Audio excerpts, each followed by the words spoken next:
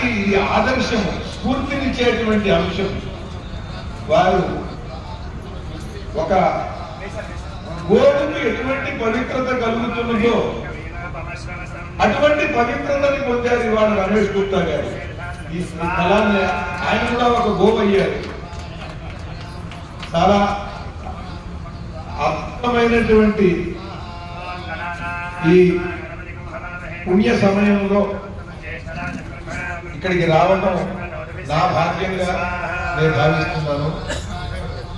ఈ వైభవంగా దివ్యమైనటువంటి సంగీతంతో, దివ్యమైన సాహిత్యంతో ఈ క్షేత్రం మారుమోగుతూ జగద్గురువులను, జగన్మాతను సంకీర్తిస్తూ నిరంతరం ఇలా ఈ క్షేత్రం ధర్మ కార్యక్రమాలను ప్రపంచవ్యాప్తం చేయడానికి ఒక అద్భుత కేంద్రంగా, దివ్యాత్మక కేంద్రంగా ఇది కొనసాగాలని కోరుకుంటున్నాను. జై యజ్ఞేశ్వర, జై జై యజ్ఞేశ్వర. జొన్నమిత్రుల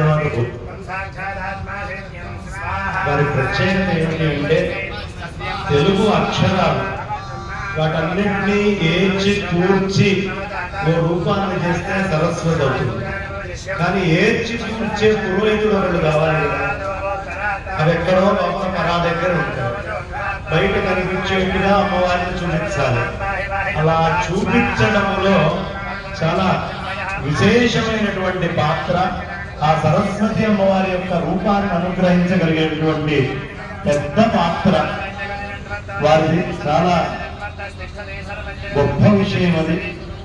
అలా ఉంగనూరు గోవు శ్రేష్టమైందంటారు.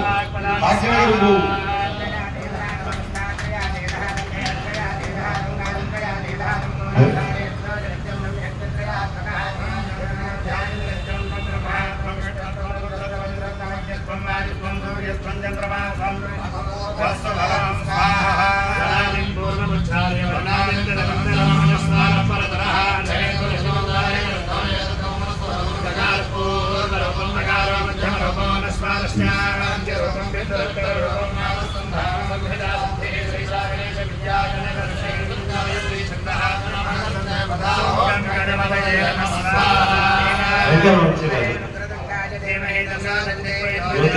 సూర్యనారాయణకి వంశతో వచ్చినట్టే. ఒక్కసారి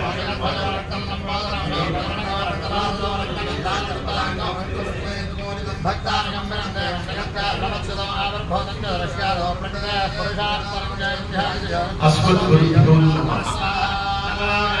పరమహంస భారతీయ మహాస్వామి వారి విధీకర పాఠన స్వామి పాదపూజలు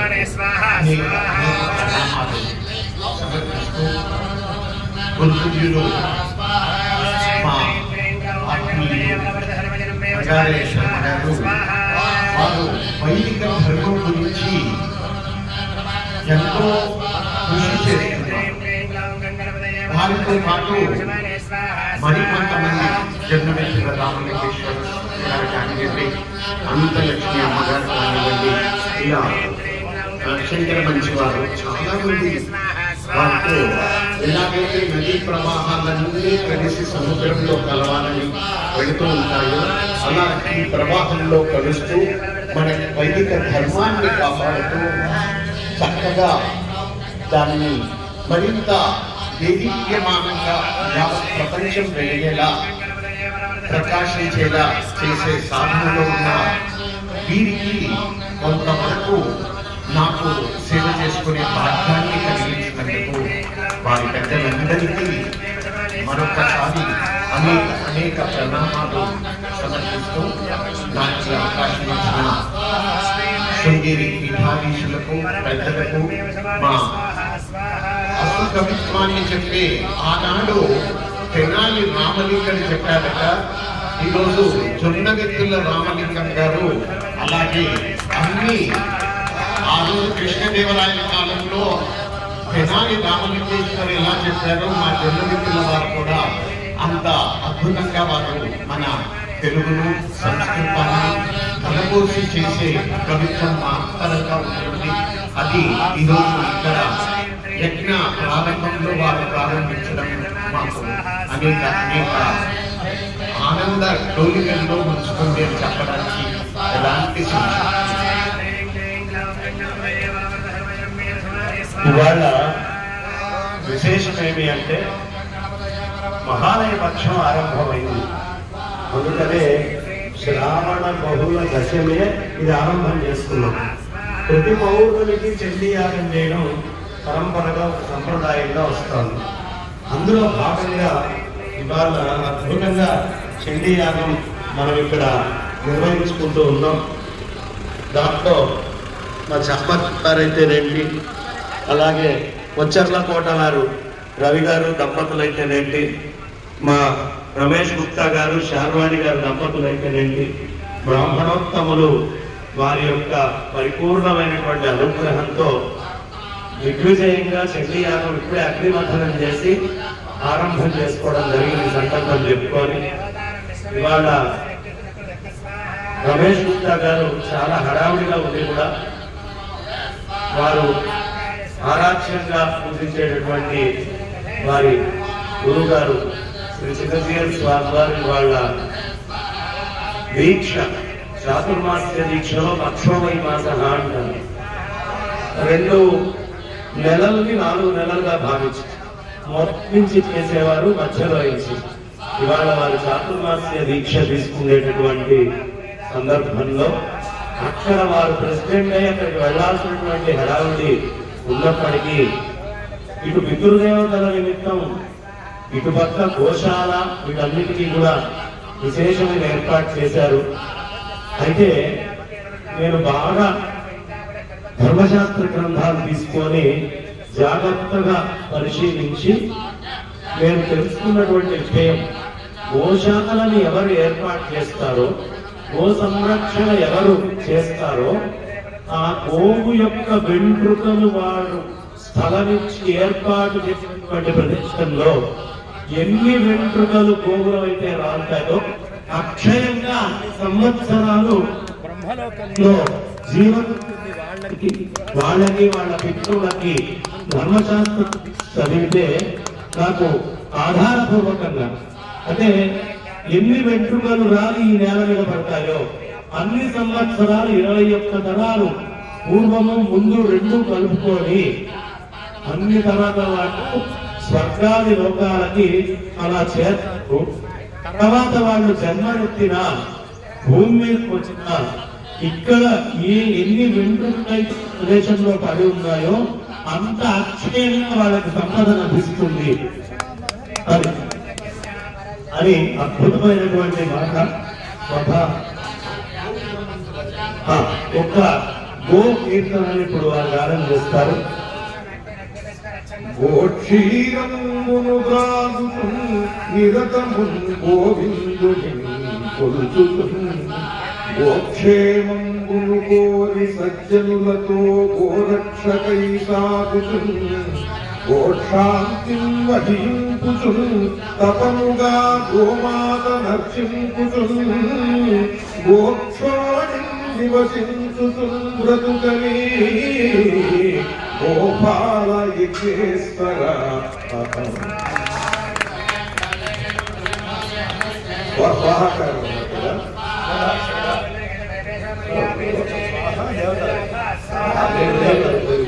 ముందు స్వాహాకారం చేసి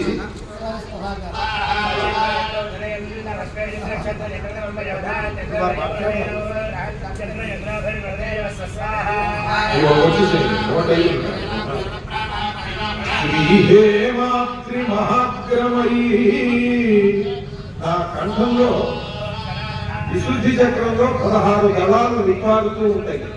చాలా మందికి అవి కూర్చుకుపోయి ఉంటాయి. దాంట్లో సప్తస్వరాలు ఉన్నాయి, సప్తదళాలు, స్వాహాదళం ఉంది, స్వధాదళం ఉంది, అమృత దళం ఉంది, విషదళం ఉంది. అందుకని దుష్టావాక్కులు మాట్లాడేవాడికి విషదళం బాగా విపాదినట్టు, అమృత వాక్కులు మాట్లాడేటువంటి వారికి, జగద్గురువుల వంటి వారికి ఆ అమృత దళం సంపూర్ణంగా వికసించి ఉంటుంది. అటువంటి మహాపురుషులు. ఇప్పుడు ఈ యజ్ఞేశ్వర శతకం రాస్తూ నేను ఆ యజ్ఞేశ్వరుని ఏం ప్రార్థించానంటే నా కంఠ కమలంలో ఉండే 16 దళాల్లో స్వాహాదళము, స్వధాదళము సంపూర్ణంగా విప్పారి దివ్యమైనటువంటి జ్ఞానంతో కూడుకున్న వాక్కులను పలికించమని దివ్య మంత్రాల అర్థం స్ఫురింపజేస్తూ నేను మాట్లాడితే వాటి గురించి ఆ అర్థాలన్నీ కూడా అందరికీ స్ఫురించేలాగా బాగా అర్థమయ్యేలాగా చేయమని ఆయన కోరుకుంటూ ఎందుకు వచ్చారు రచన. శ్రీహేమాద్రి మహాగ్రమయి, ఆ దళం ఎలా ఉండాలంటే అది మేరు పర్వతం యొక్క శిఖరం ఎలా ఉంటుందో అంత చక్కగా విప్పారి ఉండాలి. ధవళ సుస్నిగ్ధ ప్రభాపూర్ణమయి, చక్కని వెలుగులతో ప్రభతో సంపూర్ణంగా విరాజిల్లుతూ మాహేయి శ్రవమయి, ఆవు చెవులాగా ఉండాలి ఆ దళం. విశుద్ధికరమయి మా స్వామి భృద్రత్నమయి, మా లక్ష్మీదేవి యొక్క స్వామి ఆయన భృద్రత్వం కౌతుభరత్నం లాగా ఉండాలి ఆ స్వాహాదం. వ్యాహారములు సర్వదిగ్జయము పూర్పం కంఠమత్మమునం స్వాహాకారదళంబు గిచ్చుకొనని స్వాధ్యాయ యజ్ఞేశ్వర.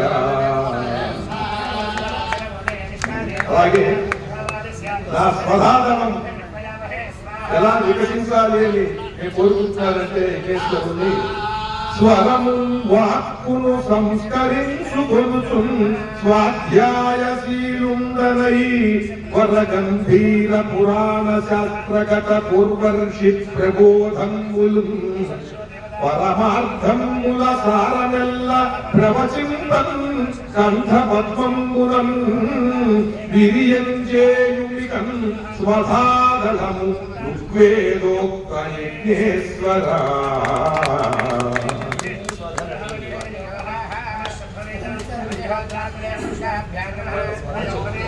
శ్రీ కళ్యాణ కవిత్వ మార్గముల నూరేగి, శ్రీ కళ్యాణ కవిత్వ మార్గముల ఊరేగింపగా పుట్టితి మేకవు పుష్యమి జన్మతారగను స్వామి భక్తలోక ప్రజానీకం వెల్ల నుతించు పద్యశతము నీకంకితం దీక్షితిం గైకో అగ్ని సమీక్షతో రస పరీక్షం చేసి యజ్ఞేశ్వర.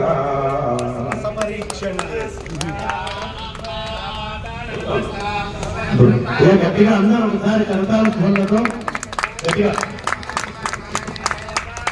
మా అనంతలక్ష్మమ్మ గారిని 2 మాటలు ఈ సందర్భంగా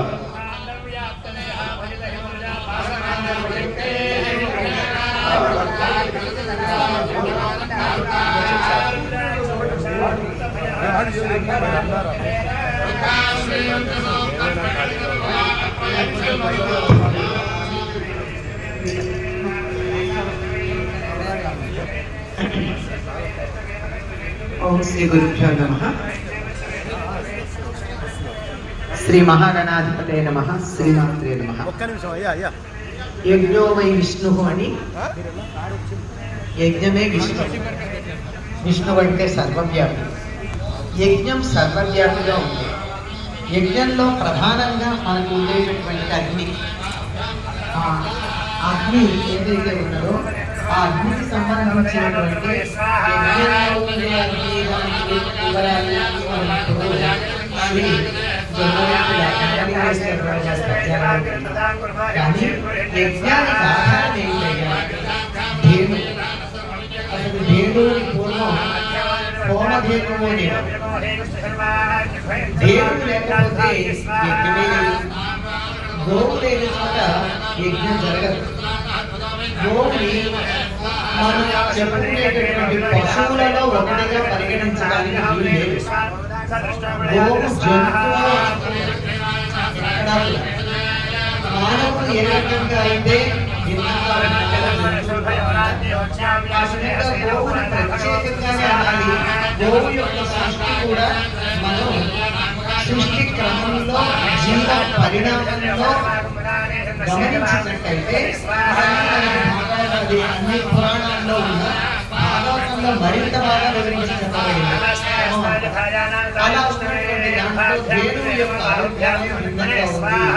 ధేనువు లేకపోతే యజ్ఞాన్ని పంచగవ్యాలు ఉండాల్సిందే. యజ్ఞంలో ఆ పంచగవ్యాలు అందరికీ తెలిసినవి. ఆవు పాలు, ఆవు పెరుగు, ఆవు నెయ్యి,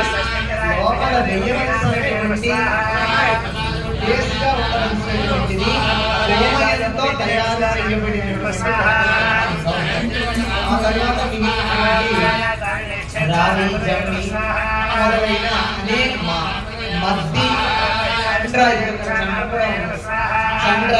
ఇలాంటి ఉత్తరేణి మొదలైనటువంటి అక్క అంటే జిల్లేడు ఇటువంటి సంగతి ఎన్నో ఉన్నా వీటన్నింటికి మౌలికంగా ఉండవలసినటువంటి గోమయంతో తయారు చేసింది. అలాగే గోమయమే కాకుండా దాని యొక్క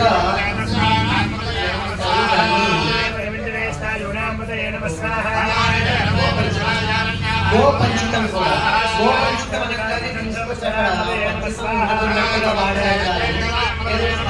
కోసం వాడతారు కానీ దాని ప్రత్యేకమైనటువంటి గోమయాన్ని ఏ విధంగా విడమరణ చేస్తారో అట్లాగే గోపంచితాన్ని కూడా ప్రత్యేకంగా చక్కని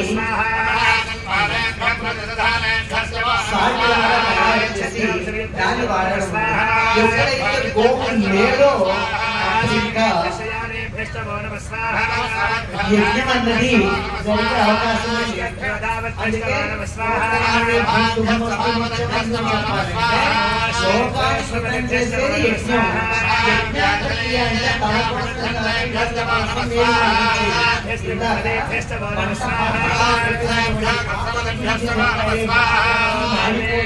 ప్రసాదమందరికీ అందించడానికి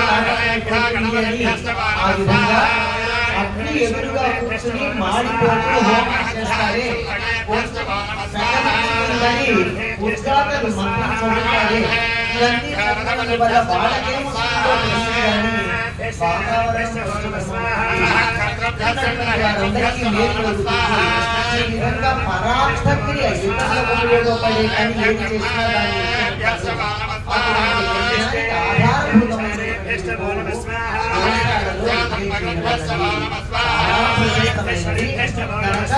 దాన్ని నిర్వహణ కోసం ఒక యజ్ఞశాల, ఆధారభూతమైనటువంటి గోవులను ఉండడం, గోవులు ఉంచడానికి వీలైనటువంటి గోశాల, దానికి మూలమైనటువంటి స్థలాన్ని ఇచ్చిన రమేష్ గుప్తా దంపతిని మెచ్చుకుని తినవలసింది.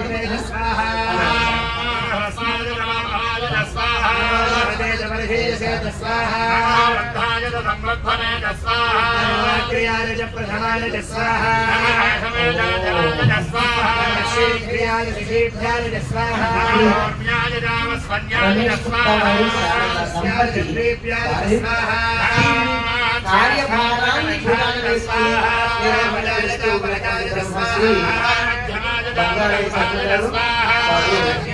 లోకహితం కోసం చేస్తున్నటువంటి పని కనుక స్వార్థం కోసం చేస్తే వాళ్ళ వరకు ప్రయోజనం ఉండవచ్చు, అంతవరకే ఉంటుంది. లోకహితం కోసం చేసేది లోకంలో దాని వల్ల ఎంతమందికి మేలు కలిగిందో అన్ని రెట్టు లోకహితం కోసం చేసే పని గోశాలలో యజ్ఞశాల కారణభూతులు పూర్ణిమకి చేసే శివలింగాన్ని నిర్వహిస్తున్నటువంటి అభినందనని జగద్గురువుల యొక్క ఆశీస్సులు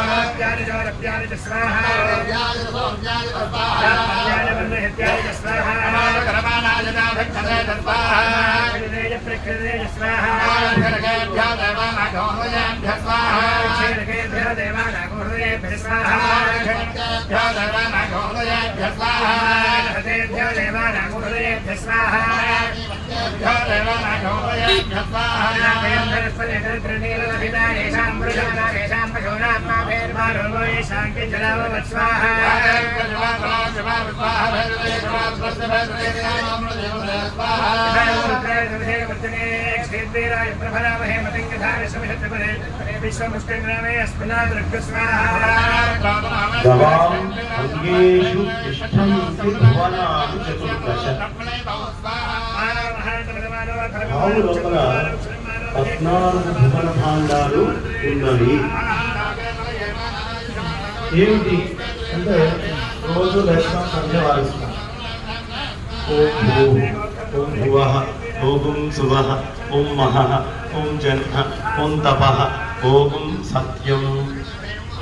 వామనుడు ఆయన అవతారంలో కాలం లేపుతూ లేపుతూ లేపుతూ వెళ్ళిపోయాడు. పైన ఎలా ఉందయ్యా ఆయన కాలు మొత్తం పైకి లేపినప్పుడు బలిచక్రవర్తి దగ్గర ఉన్నప్పుడు కింద ఉన్నటువంటి కాలుకి ఈ భూమంతా కూడా ఆ పాద పద్మానికి బురదలాగా ఉంది. అంటే బురదలో నుంచి పద్మం వచ్చింది అన్నట్టుగా ఉందట అది. మరి పైన ఎలా ఉందయ్యా అంటే పైన రెండో పాద పద్మము అనేది పూర్తిగా వ్యాప్తి చెందితే అక్కడ ఉండేటువంటి నక్షత్రాలు గోళాలు అన్ని కూడా ఆ పద్మం మీద వారిని తుమ్మెదల్లాగా ఉంది. అయ్యా అయిపోయిందయ్యా, పైన అన్ని పూర్తయినాయి, కిందంతా పూర్తయింది, ఏమిటి అని మూడో మాట అడిగాడు. అడిగితే ఏమీ లేదయ్యా, ఇక మిగిలింది ఒకటే. నాలో ఉండేటటువంటి మూలాధారమైన దాన్ని మొత్తాన్ని నొక్కావు, అడుగు పెట్టావు, ఆక్రమించావు. నా హృత్కమలంలో నేను అనే అహంకారం ఉంది, దాన్ని పైకి లేపావు, తొక్కేశావు. ఇక ఉండాల్సినటువంటి స్థానము నీదైనటువంటి స్వస్థానం. నువ్వు ఎక్కడి నుంచి వచ్చావు? నువ్వు రావడానికి ఒక చోటు ఉండాలి కదా, అది ఎక్కడో కాదయ్యా నా మస్తిష్కము, అదే సహస్రార చక్రము. ఇక నువ్వు స్వస్థానమసి, నువ్వు ఎక్కడి నుంచి వచ్చావో అక్కడే పెట్టవయ్యా ఇంకొకరు అన్నాడు ఆయన. కాబట్టి ఈ ఓం భూః భువః శువః మహః జనః తపః సత్యలోకాలు ఏవైతే 7 ఉన్నాయో, అతల వితల సుతల తలాతల రసాతల పాతాళ లోకాలు కింద ఏవైతే ఉన్నాయో, ఇందులో ఎన్ని రకాలైనటువంటి ధాతువులు ఉన్నాయో ఆ ధాతువులన్నీ కూడా భూములో ఉన్నాయండి. నవాం అంగేషు తిష్టంతి భువనాని చతుర్దశ. అది ఇంకా ఏ ప్రాణిలో ఈ ప్రపంచంలో లేదు. కారణం, మా అమ్మగారు నా చిన్నప్పుడు పాలిచ్చారనుకోండి, అది మనుష్యులకు ఉపయోగపడుతుంది. ఓ కుక్క పాలిచ్చింది, అదేదో కొన్ని జాతులకు ఉపయోగపడుతుంది. ఓ పాలిచ్చింది, కొన్ని జాతులకు ఉపయోగపడుతుంది. ఈ మొత్తము విశ్వంలో ఉండే ఏ జీవికైనా అన్నాన్ని ఇవ్వగలిగేటటువంటి తల్లి ఏదైనా ఉందా అంటే అది గావు. అందుకే గావో విశ్వస్య మాతరః. గావు విశ్వం మొత్తానికి ఎందుకు తల్లి అయింది అంటే ఏ జీవికైనా కూడా అది ఆహారాన్ని ప్రసాదించగలదు కాబట్టి గావో విశ్వస్య మాతరః.